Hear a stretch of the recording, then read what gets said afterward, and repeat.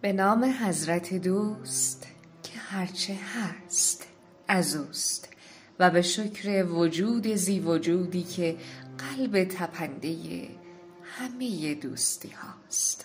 با شرح و تفسیر غزل هفتم حضرت حافظ افتخار همراهی با شما رو دارم. صوفی بیا که آینه صافی است جام را، تا بنگری صفای می لعل فام را. صوفی در لغت به پشم گوسفند گفته میشه، چون این طایفه اکثرا پشم گوسفند رو میپوشیدن. در واقع لغت صوف یعنی پشم گوسفند و طایفی که اکثرا لباسهایی با پشم و پوش میپوشیدن بهشون گفتن صوفی. لعل فام یعنی سرخ رنگ. اما معنی این بیت اینه که ای صوفی بیا که آینه صافی جامو. منظورش اینه که برای جام آینه نقش صافی رو داره. بیا تا بفهمی با دیدن شراب سرخ و صاف و ناب چه حال خوبی با آدم دست میده.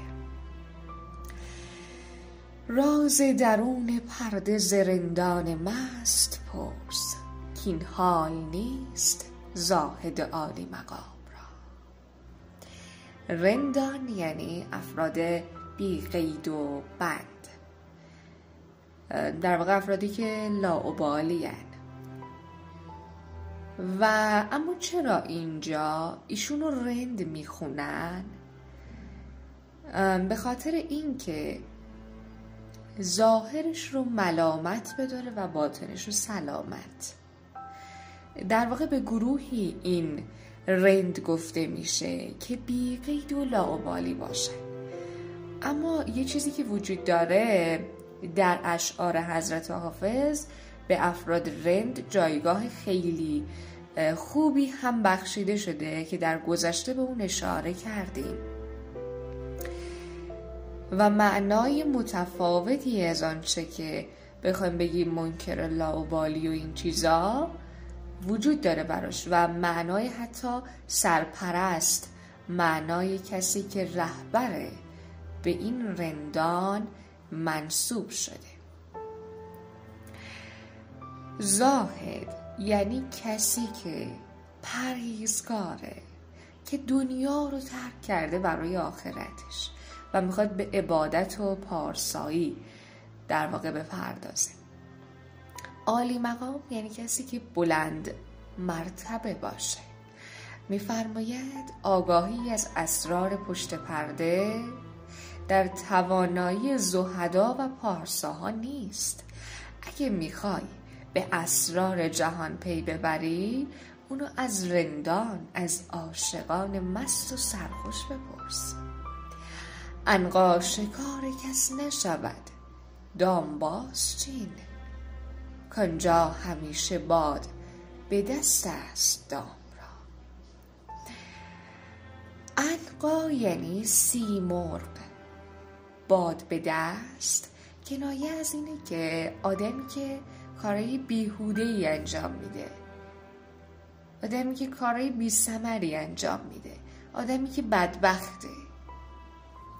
میفرماید معشوق و جانان که در عظمت و شکوه مثل عنقا و سیمرغ هستن، با فن و صنعت و حیله به کسی محبت و التفات نمی کنن و این کار در راه رسیدن و وصال به جانان خیلی بیهوده است. در بزم دور یک دو قدح درکش و برو، یعنی طمع مدار وصال دوام را. بزم دور یعنی مجلس باده نوشی، مجلس شراب نوشیدن. قدح یه دونه کاس است و بله دیگه، مثلا با لفظ خوردن و آشامیدن و کشیدن و چشیدن، پیمودن و زدن، همیشه این الفاظ همراه با شراب بودن، اینجوری که انگار همین کلمات نشان دهنده و کنایه از نوشیدن شراب هستند. درکش یعنی بخور و اینجا می‌فرماید به بیش و کم و آنچه که در این دنیا هست قانع باش و طمع به زیاد داشتن نکن، مگو که همیشه باید در ذوق و صفا باشم. چون که افراد باده نوش، افرادی که در واقع می نوشند، به یکی دو پیمانه قانع نشدن، اینقدر میخورن که بالاخره مست و لایعقل بشن و میافتن و بعدن دچار بیماری و خماری و کسالت میشن. و اینجا داره نصیحت میکنه که ببین این آدما چه سرنوشتی دارن، پس این کار رو انجام نده. ای دل شباب رفت و نچیدی گلیز عیش، پیرانه سر مکن هنری نگنام را.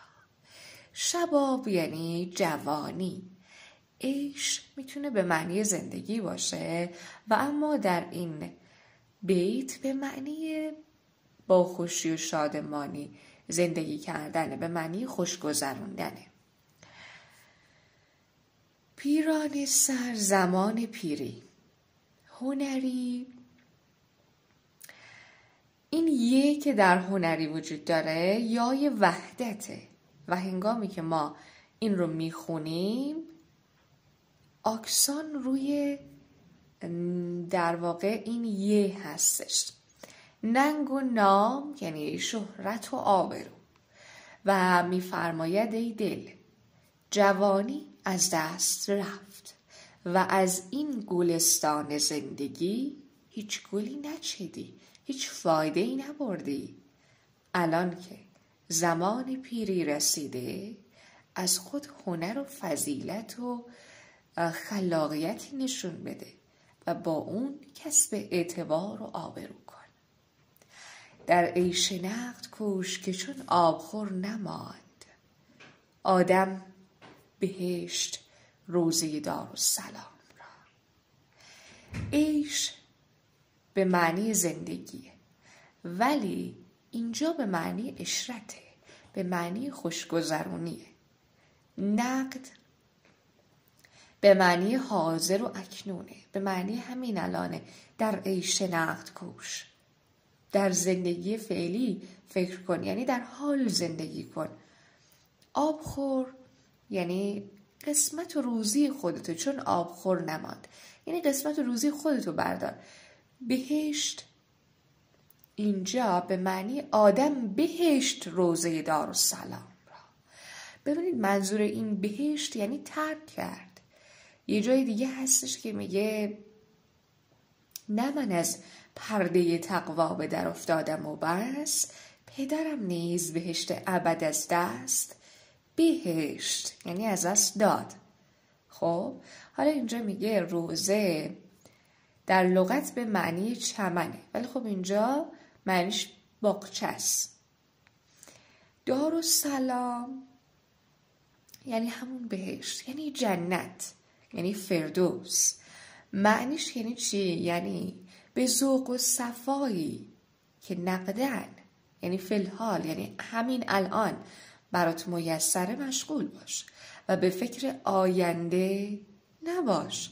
چون حضرت آدم وقتی که در بهشت بود نوبتش تموم شد، قسمتش تموم شد و اونجا رو ترک کرد و به خونه دنیا اومد. یعنی از آنچه که الان داری به خاطر این که بعدن قراره به چیزی برسی غافل نشو. از اونچه که الان داری لذت ببر. ما را بر آستان تو بس حق خدمت است، ای خواجه باز بین به ترحم غلام را. بس اینجا یعنی بسیار. مثلا من میگم بسی عالی بود، یعنی بسیار عالی بود. بسی دلنواز بود، خیلی دلنواز بود. و اینجا باز یک لفظ تأکیده. خب حالا چی میگه؟ میگه ما در آستان تو حق خدمت زیادی داریم. به غلامت با ترحم و لطف و دلسوزی نگاه کن. اینجا منظور از خواجه یعنی یک در واقع کسی که سرور بزرگه. لفظ خواجه به وزرا اطلاق می شده و شاید منظور حافظ خواجه قوام الدین باشه. حالا دو تا ما داشتیم، یکی قوام الدین حسن یا قوام اکبر که حالا در زمان حضرت حافظ اینها حضور داشتن و از خواجه‌های بزرگ بودن. حالا اینکه منظورشون کدوم یکی از اینها بوده خب اونقدر مشخص نیست. حافظ مرید جام می است ای صبا برو، و از بنده بندگی برسان شیخ جام را. صبا رو گفتیم به معنی باده، بادی که جای وزیدن اون از در واقع ثریا تا بناته. در آسمان یه سری صورت‌های فلکی به معنی ثریا به نام ثریا و بنات وجود داره که از اونجا تا اینجا این باد شروع به وزیدن میکنه. بادی که از مابین مشرق و شمال شروع به وزش میکنه. اما این باد صبا بارها در ادبیات حضرت حافظ ازش یاد شده و همینطور در تذکرة الاولیا از باد صبا یاد شده و در کتاب‌های دیگه هم این باد رو نماد خوبی میدونن و خیلی ازش استفاده میکنن. به معنی پیام رسان و پیغام رسان خیلی ازش استفاده شده. یک بادی لطیف، خنک، نسیمی خوشه و گلها از ذوق و عشق اون میشکفن و با عشاق راز میگن. این حسن تعلیله که میگه با عشاق راز میگن. این باد صبا که من دارم اینو میگم این یک حسن تعلیله، یعنی من دلیلی میارم که برای خودم دلیل قابل پسندیه. مثلا این که باران میباره و من میگم ابرها گریه میکنند. این یک حسن تعلیله، ابرها که واقعا گریه نمیکنن. بله، اینجا شیخ جام یک شیخ الاسلام بوده که اون زمان خیلی فرد مشهوری بوده و با حضرت مولانا از یک شهر بودن اینها. اما معنای این بیت میگه که حافظ به جام شراب ارادت داشته باش، ای باد صبا برو و سلام و عرض ارادت و بندگی منو به شیخ جام برسون تا همون جوری که در ایام معهود، ایامی که عهد بسته بودیم برای خودمون شراب تهیه می کرد، برای ما هم شرابی دوباره فراهم بیاره. خیلی ممنونم از همراهی بی‌نظیرتون و امیدوارم که به دل نه که بر جانتون